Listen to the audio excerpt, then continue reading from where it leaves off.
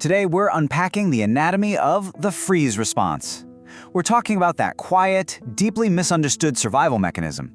You know, the one that takes over when you suddenly and inexplicably just shut down.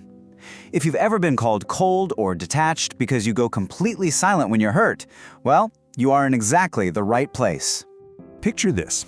You're in the middle of a heated argument, or maybe just a really stressful conversation at work. You know you need to say something, right?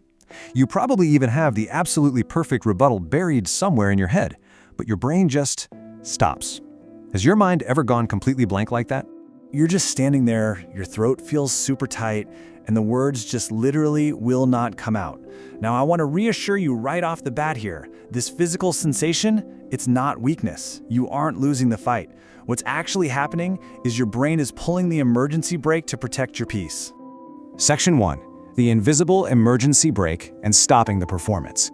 Now, most of us are totally familiar with that classic adrenaline rush of fight or flight, but the freeze response is this highly complex third option. It activates when fighting back or running away just isn't possible. Let's look at Sarah's story to see how this plays out in a tense workplace meeting. Imagine Sarah is sitting there, high stakes, everyone's watching, and out of nowhere, a colleague makes this humiliating, totally unprompted critique of her work, right in front of the entire team. And this brilliantly illustrates a massive sensory contradiction. Look at the external appearance versus the internal reality. On the outside, Sarah looks perfectly pleasant. She might even smile. To everyone else in the room, she seems entirely fine. But her internal reality? Totally different story. Her face gets hot. Her brain goes completely silent. She isn't indifferent. She's actually carrying a massive amount of grief, anxiety, and this rising physical pressure. It's like she's folding that hurt into a drawer because speaking out loud in that moment feels physically unbearable. Section 2. Hardware. Amygdala versus Cortex. Let's actually pause time right here in that meeting to look under the hood at Sarah's biological hardware.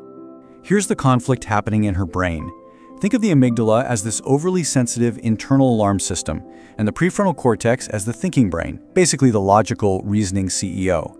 When that colleague makes that humiliating comment, Sarah's fire alarm senses a threat and completely floods the building.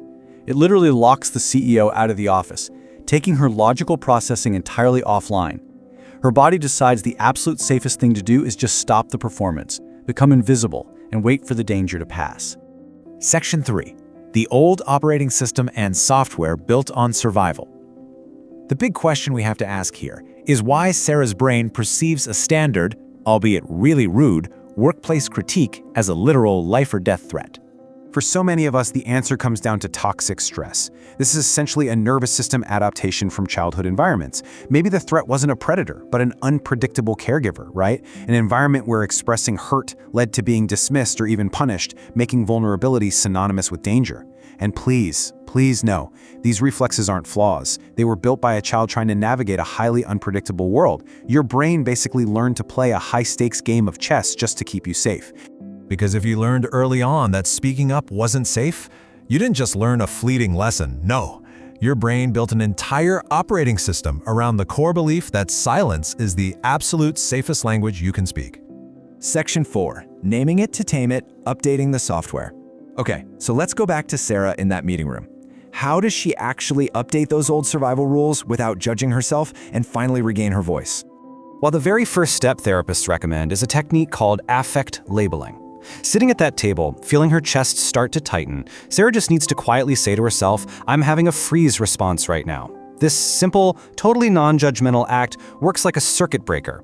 It shifts the power away from that panic-stricken amygdala and channels it right back to her logical mind. Section 5. The pattern interrupt and sensory grounding. Next up, Sarah needs to interrupt the physiological pattern. Because here's the thing. Your brain cannot easily stay stuck in a past trauma loop while being fully anchored in your physical body in the present moment. So right there in her chair, Sarah can begin to physically ground herself. She can feel her feet firmly on the floor, really noticing that solid connection. She can notice the temperature of the room. Is the AC running? Is it a bit chilly? These small intentional check-ins send a massive signal to her nervous system that she is in a safe room right now as an adult and that the historical danger has completely passed. Then, she follows it up with a slow, controlled reset breath. Actually, try this slow breath with me right now. Step 1. Inhale for 4 seconds. 2, 3, 4. And step 2, exhale for 6 seconds. 2, 3, 4, 5, 6. By doing this, you aren't forcing yourself into some fake smile or pretending everything's fine.